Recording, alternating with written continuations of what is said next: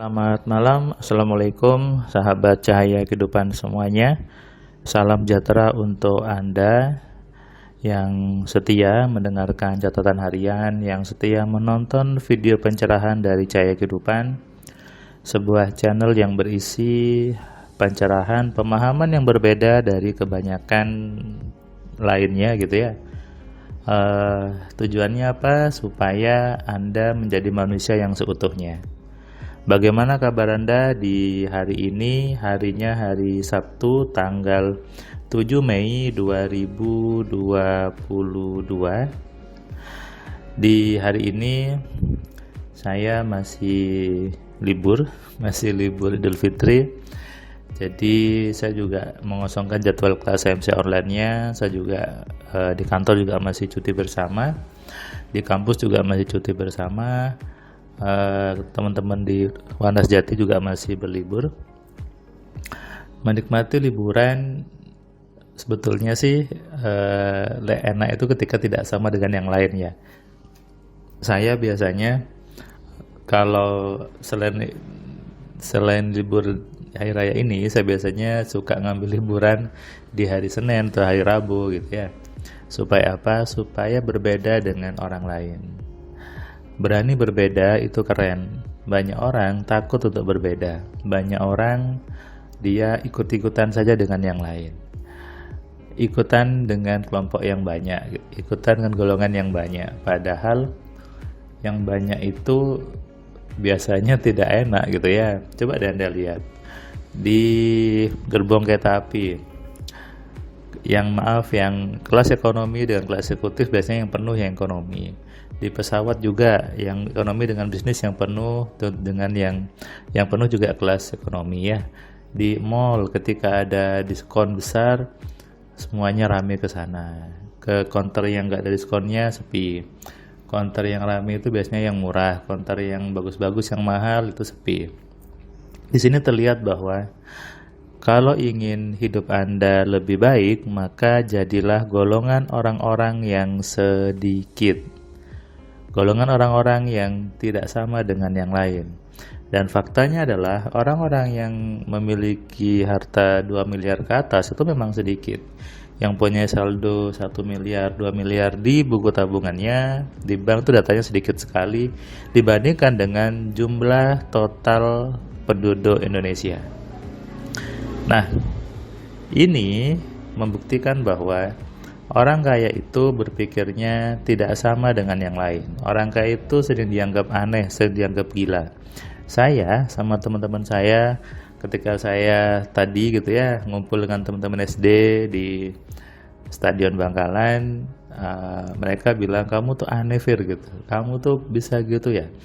Kuliahnya di Telkom gitu ya, S2 juga Telkom. Oke, memang kerja masih di situ juga, tapi kenapa bisa buat buku tentang pikiran, ngajarin tentang hal-hal yang berbau psikologi, telepati, apa nggak aneh gitu.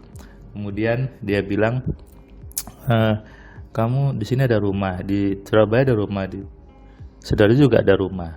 Ngapain rumah banyak-banyak? Aneh nih gitu ya. Terus saya bilang, enggak apa-apa kan, rumah banyak kan juga baik-baik saja gitu. Bukan suatu yang aneh, justru bagus.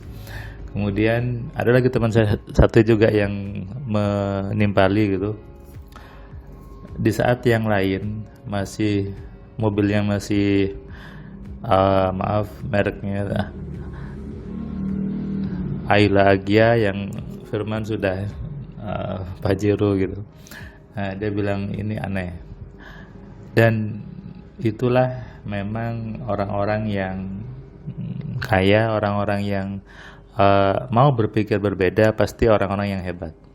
Seandainya dulu Thomas Alva Edison tidak memikirkan tentang cahaya, tentang lampu, tidak akan kita punya lampu sekarang.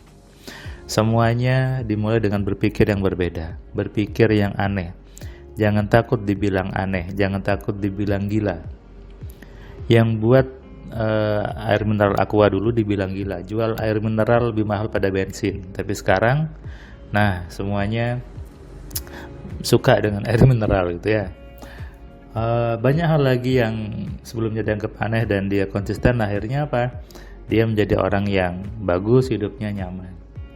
Ketika saya ada di banyak aktivitas dibilang aneh, kamu nggak fokus di satu bidang, kamu ada di banyak aktivitas, ya sudah saya cuekin saja, karena buat saya fokus itu bukan satu, tapi fokusnya ada banyak. Kalau ada banyak, tentu ada banyak jalan, dan ujung-ujungnya ada banyak income, sehingga tentu lebih banyak penghasilannya daripada fokus satu.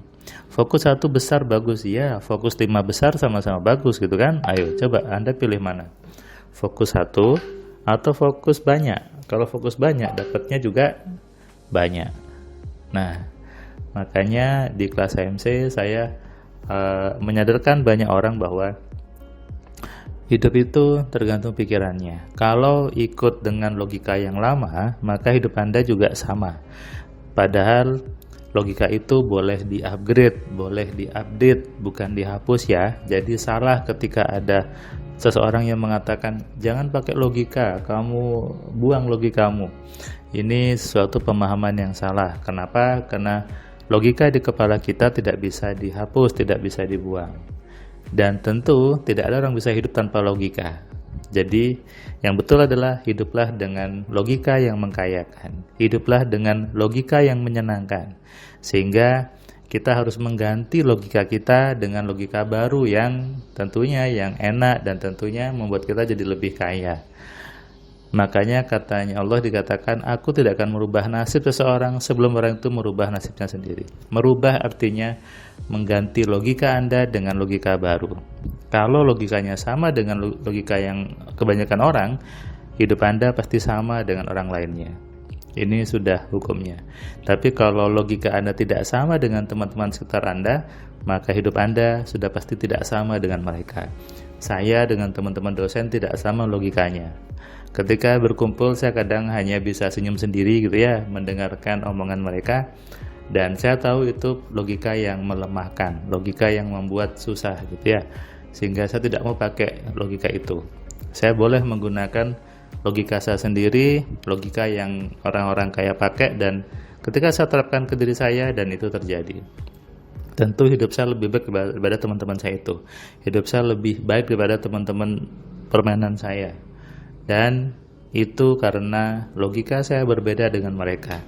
Isi kepala saya tidak sama dengan mereka. Profesi boleh sama, pekerjaan boleh sama, tapi isi logika itu yang menentukan Anda kaya atau tidak. Kalau kepala Anda logikanya isinya miskin-miskin semua, jangan harap hidup Anda miskin. Ada orang yang mengatakan bisnis sama, Tuhan yang ngatur. Sebetulnya bukan seperti itu. Bisnisnya sama, jualannya sama, tapi isi kepalanya berbeda. Inilah yang membedakan antara orang satu dengan orang lainnya. Dan itu tergantung seberapa sadar dia bahwa punya hak untuk menjaga pikirannya, menggunakan logikanya dengan benar. Itulah tujuan saya membuat AMC, untuk membangunkan kesadaran bahwa kita, saya, Anda adalah pemilik pikiran kita sendiri, dan seharusnya Andalah yang mengatur pikirannya dengan cara yang benar. Itu saya bilang setiap manusia butuh dan wajib untuk mengenali, mengontrol dan memaksimalkan pikirannya.